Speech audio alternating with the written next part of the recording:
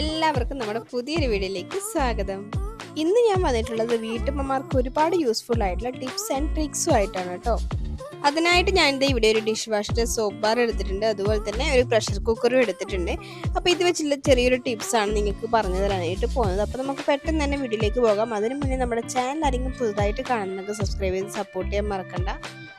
അപ്പോൾ ഞാനിത് പ്രഷർ കുക്കറിലേക്ക് നമ്മുടെ സോപ്പ് ചെറിയ കഷ്ണങ്ങളായിട്ട് ഒന്ന് ഇട്ട് കൊടുക്കുന്നുണ്ട്. അപ്പോൾ നമ്മുടെ ചില പാത്രങ്ങളിൽ ചായക്കറിയും അതുപോലെ ചെറിയൊരു മഞ്ഞക്കറിയൊക്കെ ഉണ്ടാവും, അതൊക്കെ പെട്ടെന്ന് കളയാനുള്ള ചെറിയൊരു ടിപ്സാണ്. ഇതുപോലുള്ള ടിപ്സ് നിങ്ങൾ ഇഷ്ടപ്പെടുന്നവരാണെങ്കിൽ നിങ്ങൾ എൻ്റെ മറ്റുള്ള വീഡിയോസും കണ്ടൊന്ന് സപ്പോർട്ട് ചെയ്യണം. അപ്പോൾ ഞാൻ ചെറിയ കഷ്ണങ്ങളാക്കി ഇട്ട് കൊടുത്തിട്ടുണ്ട്. അതിന് ശേഷം ഞാൻ ഇവിടെ എടുക്കുന്നത് ചെറുനാരങ്ങയാണ് കേട്ടോ. ചെറുനാരങ്ങ ഞാൻ ചെറിയ പീസാക്കി ഒന്ന് കട്ട് ചെയ്ത് കൊടുക്കുന്നുണ്ട്.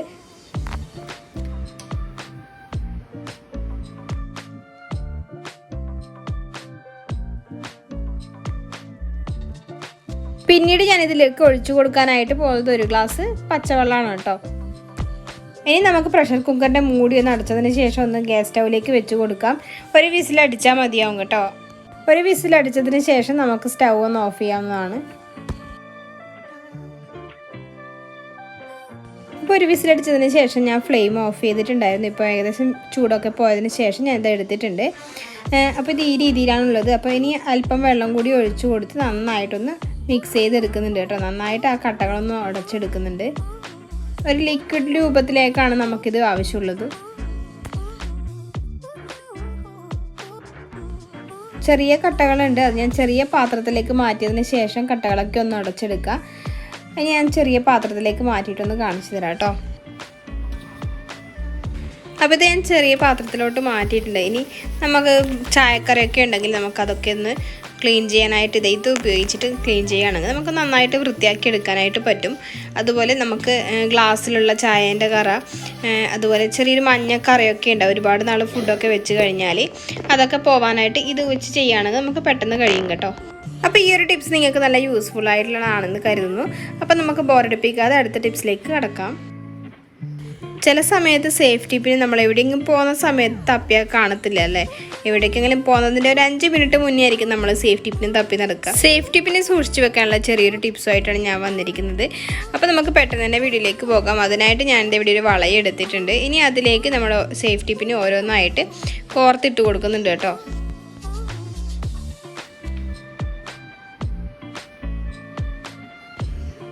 എടുത്തിട്ടുള്ള സേഫ്റ്റി പിന് ഞാൻ ഇത് മൊത്തമായിട്ടൊന്ന് ഇതുപോലെ വളയിലൊന്ന് കോർത്ത് കൊടുത്തിട്ടുണ്ട്.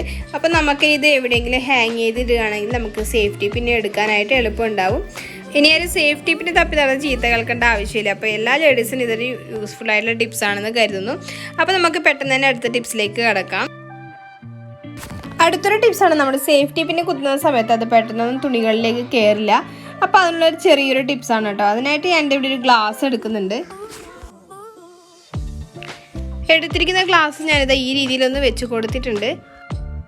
അതിനുശേഷം ഞാനിതാ തുണികളിലേക്ക് കയറാതെ ഒരു സേഫ്റ്റി പിൻ എടുത്തിട്ടുണ്ട്. അത് ഞാനിതാ ഇതുപോലെ ഒന്ന് ചെയ്ത് കൊടുക്കുന്നുണ്ട്. അപ്പോൾ തുണികളിലേക്ക് കയറാതെ സേഫ്റ്റി പിന്നൊക്കെ ആണെങ്കിൽ ഇതുപോലെ ഒന്ന് ചെയ്തെടുക്കുകയാണെങ്കിൽ നമുക്ക് ബെറ്റർ റിസൾട്ട് കിട്ടും. അപ്പോൾ നമ്മൾ പെട്ടെന്ന് എവിടേക്കെങ്കിലും പോകുന്ന സമയത്തായിരിക്കും നമുക്ക് ഇതുപോലുള്ള സേഫ്റ്റി പിന്നൊക്കെ പണി തരുന്നത്. അപ്പോൾ ഇതുപോലെ ചെയ്തെടുത്താൽ മതിയാവും കേട്ടോ. അപ്പോൾ നമുക്ക് പെട്ടെന്ന് തന്നെ അടുത്ത ടിപ്സിലേക്ക് കടക്കാം. അപ്പോൾ കുറേ നാൾ ഉപയോഗിച്ച് കഴിഞ്ഞാൽ നമ്മുടെ നൈഫിൻ്റെയൊക്കെ മൂർച്ചം കുറഞ്ഞതുപോലെ ഉണ്ടാവും. ആ സമയത്ത് ചെയ്യാൻ പറ്റിയ നല്ലൊരു ടിപ്സാണിത്. പൊട്ടിയ ഗ്ലാസ്സൊക്കെ ഉണ്ടെങ്കിൽ ഇതുപോലെ നമുക്ക് ചെയ്തെടുക്കുകയാണെങ്കിൽ നല്ലൊരു നൈഫ് നമുക്ക് വീട്ടിൽ തന്നെ മൂർച്ച കൂട്ടിയെടുക്കാനായിട്ട് പറ്റും. അപ്പോൾ നിങ്ങൾക്ക് കണ്ടാൽ മനസ്സിലാവുക എത്രത്തോളം ചേഞ്ച് ഉണ്ടെന്ന്. ഇപ്പോൾ പുറത്തൊക്കെ ഉള്ളവരാണെങ്കിൽ ഇതുപോലെ മൂർച്ച കൂട്ടാനൊക്കെ ഒരുപാട് ബുദ്ധിമുട്ടായിരിക്കും അല്ലേ. അപ്പോൾ അവർക്കൊക്കെ പറ്റിയ നല്ലൊരു ടിപ്സ് തന്നെയാണ്. അപ്പോൾ നാട്ടിലൊക്കെ ആണെങ്കിൽ നമുക്ക് പുറത്ത് ഒരുപാട് ഓപ്ഷൻസ് ഉണ്ട്, വെള്ളാരം കല്ല് വെച്ചിട്ടൊക്കെ അങ്ങനെ ചെയ്തെടുക്കാനായിട്ട് പറ്റും. അപ്പോൾ ഇത് നിങ്ങൾക്ക് നല്ല യൂസ്ഫുൾ ആയിട്ടുള്ള ടിപ്സാണെന്ന് കരുതുന്നു. അപ്പോൾ നമുക്ക് അടുത്ത ടിപ്സിലേക്ക് കടക്കാം. അടുത്തതായിട്ട് ഞാൻ ഇവിടെ ഒരു സ്വിച്ച് ബോർഡും ഒക്കെ എങ്ങനെ ക്ലീൻ ചെയ്തെടുക്കുക എന്നുള്ളൊരു ടിപ്സാണ്. അപ്പോൾ ഇത് കുറേ നാളായിട്ട് നമ്മൾ ക്ലീൻ ചെയ്യാതെ വെച്ചിരിക്കുകയായിരുന്നു കേട്ടോ. അപ്പോൾ ഞാൻ വീഡിയോസ് എടുക്കേണ്ടത് കൊണ്ട് പെട്ടെന്ന് പ്രത്യേകിച്ച് പറഞ്ഞിട്ടുണ്ടായിരുന്നത് ക്ലീൻ ചെയ്യേണ്ടതെന്ന്.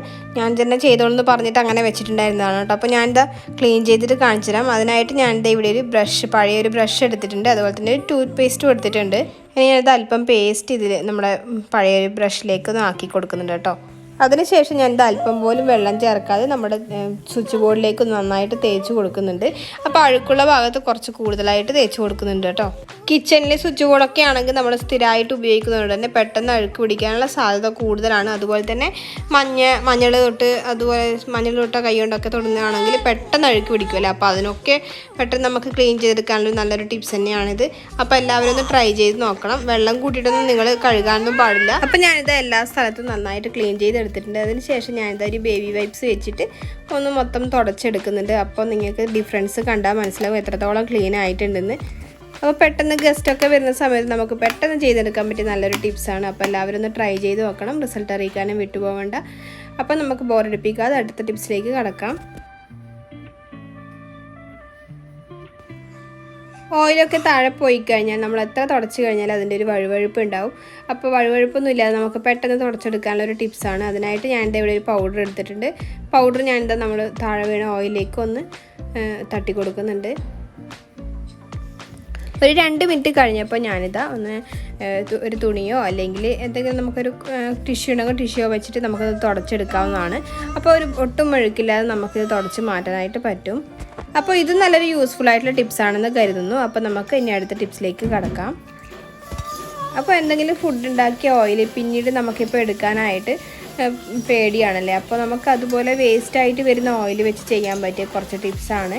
അപ്പോൾ ഞാനിതാ ഇത് തലേദിവസം വപ്പടം ഉണ്ടാക്കിയ ഓയിലാണ്. അത് ഞാനിതാ ഇതുപോലൊരു കാലിയായ ഒരു ബോട്ടിലേക്ക് ഒഴിച്ചു കൊടുക്കുന്നുണ്ട്.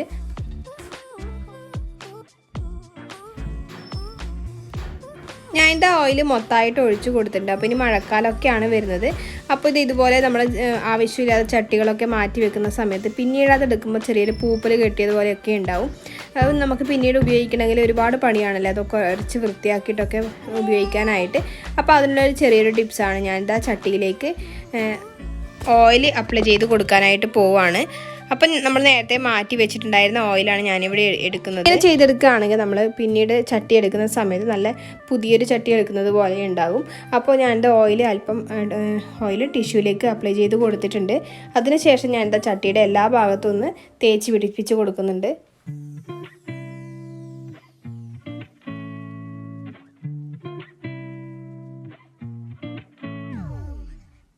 അപ്ലൈ ചെയ്ത് കൊടുക്കുന്ന സമയത്ത് ഉൾഭാഗത്ത് കുറച്ച് കൂടുതലായിട്ട് ചെയ്ത് കൊടുക്കണം. ഉൾഭാഗത്താണ് കുറച്ച് കൂടുതലായിട്ട് പൂപ്പൽ പെട്ടെന്ന് വരുന്നത് അല്ലേ. അപ്പോൾ അകത്ത് കുറച്ച് കൂടുതലായിട്ട് ചെയ്ത് കൊടുക്കണം.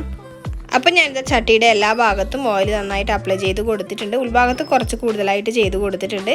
അപ്പോൾ ഇത് നിങ്ങൾക്ക് നല്ലൊരു യൂസ്ഫുൾ ആയിട്ടുള്ള ടിപ്സാണെന്ന് കരുതുന്നു. അപ്പോൾ മഴക്കാലത്ത് ചെയ്യാൻ പറ്റിയ നല്ലൊരു ടിപ്സ് തന്നെയാണ്. അപ്പോൾ നമുക്ക് പെട്ടെന്ന് തന്നെ അടുത്ത ടിപ്സിലേക്ക് കടക്കാം.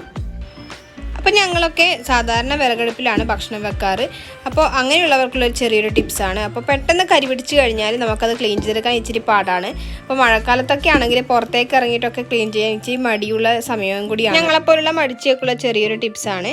അപ്പോൾ ഞാനിൻ്റെ ഇവിടെ ഒരു പാത്രം എടുത്തിട്ടുണ്ട്. ഇനി നമ്മൾ നേരത്തെ മാറ്റി വെച്ചിട്ടുണ്ടായിരുന്ന ഓയിൽ അല്പം കയ്യിലേക്ക് എടുക്കുന്നുണ്ട് കേട്ടോ. അതിന് ശേഷം കയ്യിലേക്ക് നന്നായിട്ട് മൊത്തമാക്കിയിട്ട് നമ്മുടെ പാത്രത്തിൻ്റെ പുറത്തായിട്ട് ഒന്ന് തേച്ച് കൊടുക്കുന്നുണ്ട്. അപ്പോൾ ഇങ്ങനെ ചെയ്യുകയാണെങ്കിൽ നമുക്കൊരു തുണി വെച്ചിട്ട് പെട്ടെന്ന് തുടച്ചെടുക്കുമ്പോൾ തന്നെ തുണിയോ അല്ലെങ്കിൽ വേസ്റ്റ് വന്ന പേപ്പറോ മറ്റോ വെച്ച് നമ്മൾ പെട്ടെന്ന് തുടച്ചെടുക്കുമ്പോൾ തന്നെ കരിയൊക്കെ നമ്മുടെ പേപ്പറിലേക്ക് പോന്നോളും. അപ്പോൾ ഞാനിത് നിങ്ങൾക്ക് കാണിച്ചു തരാം. ഇത് ഞാനിത് പാത്രത്തിൻ്റെ മൊത്തം പുറത്തൊക്കെ ആക്കി കൊടുത്തിട്ടുണ്ട്. ഇതുപോലെ വേസ്റ്റ് വരുന്ന ഓയിൽ കൊണ്ട് കളയാതെ നമുക്കിതുപോലെ ഒരു ബോട്ടിലേക്ക് മാറ്റി വെച്ച് കഴിഞ്ഞാൽ നമുക്ക് ഇതുപോലുള്ള ചെറിയ ചെറിയ ഉപയോഗങ്ങൾക്ക് എടുക്കാവുന്നതാണ് കേട്ടോ. അപ്പോൾ ഞാനിതാ പാത്രത്തിന് പുറത്തൊക്കെ നന്നായിട്ട് അപ്ലൈ ചെയ്ത് കൊടുത്തിട്ടുണ്ട്. ഇനി ഞാനിതൊന്ന് അടുപ്പിലേക്ക് വെച്ച് ചെറുതായിട്ടൊന്ന് ചൂടാക്കിയതിന് ശേഷം ഞാൻ കാണിച്ചു തരാം.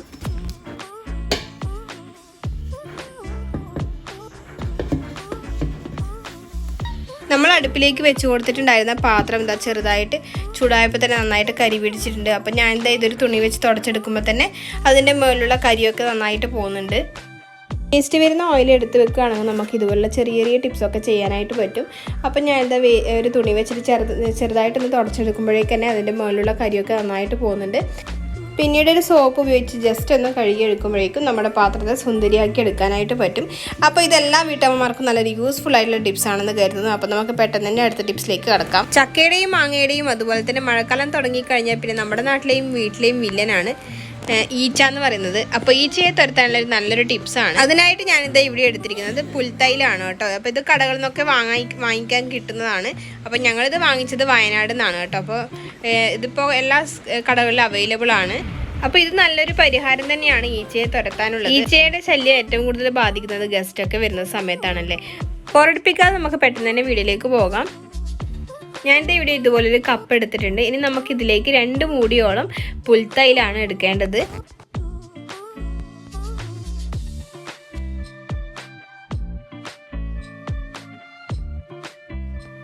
അപ്പോൾ ഞാനിത് ഇതിലേക്ക് 2 മൂടി പുൽത്തൈല ഒഴിച്ചു കൊടുത്തിട്ടുണ്ട്. ഇനി നമുക്ക് ഇതിലേക്ക് ആഡ് ചെയ്യാനായിട്ട് പോകുന്നത് വെള്ളമാണ്. അപ്പോൾ ഇനി ഇതിലേക്ക് നിങ്ങൾ വെള്ളം ചേർക്കുന്ന സമയത്ത് ശ്രദ്ധിക്കേണ്ടത്, ഒരുപാട് വെള്ളം ചേർത്ത് കഴിഞ്ഞപ്പോൾ നമ്മൾ അതിൻ്റെ ഗുണം കിട്ടില്ല.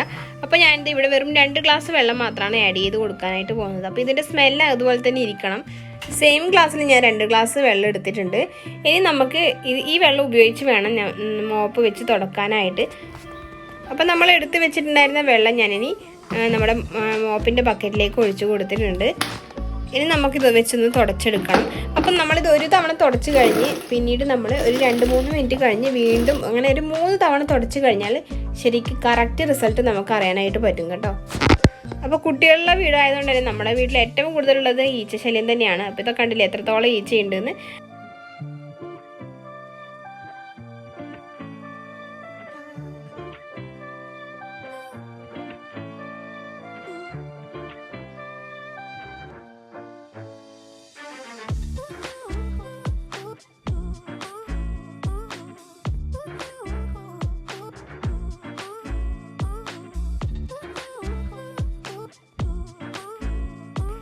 അപ്പോൾ നമ്മൾ ഒരു തവണ തുടച്ച് കഴിഞ്ഞ് പിന്നെ അത് ഡ്രൈ ആയി കഴിഞ്ഞാൽ വീണ്ടും ഒരു തവണ തുടച്ചെടുക്കുക. അപ്പോൾ ഏറ്റവും കൂടുതൽ ഈച്ചയുള്ള സ്ഥലങ്ങളിൽ മാത്രം ഇത് ചെയ്താൽ മതിയാകും. അപ്പോൾ ഞാനെന്താ 2ാമത്തെ തവണയും കൂടി ഇന്ന് മോപ്പിട്ട് തുടക്കാനായിട്ട് പോകുന്നത്. അപ്പോൾ കുറച്ച് ഈച്ച അവിടെ ഇവിടെ ആയിട്ട് കിടക്കുന്നുണ്ട്. അപ്പോൾ ഞാനിത് ചെറുതായിട്ടൊന്ന് ഡ്രൈ ആയപ്പോൾ ഒന്നും കൂടി തുടച്ച് കൊടുക്കുന്നുണ്ട് കേട്ടോ.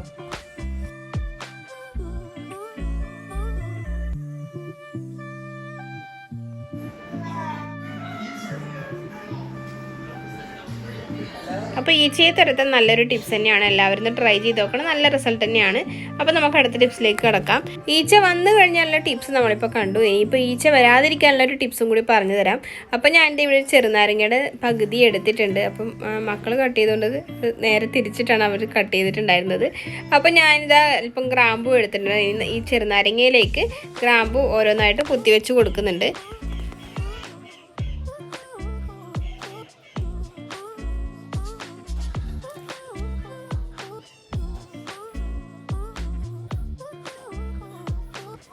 അപ്പോൾ ഞാനിത് എടുത്ത ഗ്രാമ്പ് മൊത്തം ഇതിലേക്ക് കുത്തിവെച്ച് കൊടുത്തിട്ടുണ്ട്. ഇനി നമുക്കിത് ഈച്ച വരാൻ സാധ്യതയുള്ള ഇടങ്ങളിൽ വെച്ച് കൊടുക്കുകയാണെങ്കിൽ നല്ലൊരു സ്മെല്ലും ഉണ്ടാകും. അതുപോലെ ഈച്ച വരുന്നത് തടയാനായിട്ട് നമുക്ക് പറ്റും.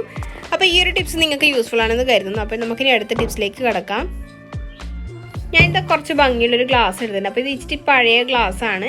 അപ്പോൾ നമുക്ക് പെട്ടെന്ന് വീട്ടിൽ ഗസ്റ്റൊക്കെ വരുന്ന സമയത്ത് ചെയ്യാൻ പറ്റിയ നല്ലൊരു ടിപ്സാണ്. അപ്പോൾ നമുക്ക് വീട് അടച്ചിട്ട് കഴിഞ്ഞാൽ ചെറിയൊരു ബാഡ് സ്മെല്ലൊക്കെ ഉണ്ടാവും. അതിന് ചെയ്യാൻ പറ്റിയ നല്ലൊരു ടിപ്സ് തന്നെയാണ്. അതിനായിട്ട് ഞാൻ ഇവിടെ അല്പം ഉപ്പ് എടുത്തിട്ടുണ്ട്. ഒരു 2 ടേബിൾ സ്പൂണോളം ഉപ്പ് ഇട്ട് കൊടുക്കുന്നുണ്ട്. പിന്നീട് ഞാൻ ഇതിലേക്ക് ആഡ് ചെയ്യാനായിട്ട് പോകുന്നത് കംഫർട്ടാണ്. അപ്പം നമ്മുടെ ഉപ്പ് മുങ്ങി നിൽക്കാൻ പാകത്തിനുള്ള കംഫർട്ട് ഞാൻ ഇതിലേക്ക് ഇനി ഒഴിച്ചു കൊടുക്കുന്നുണ്ട്.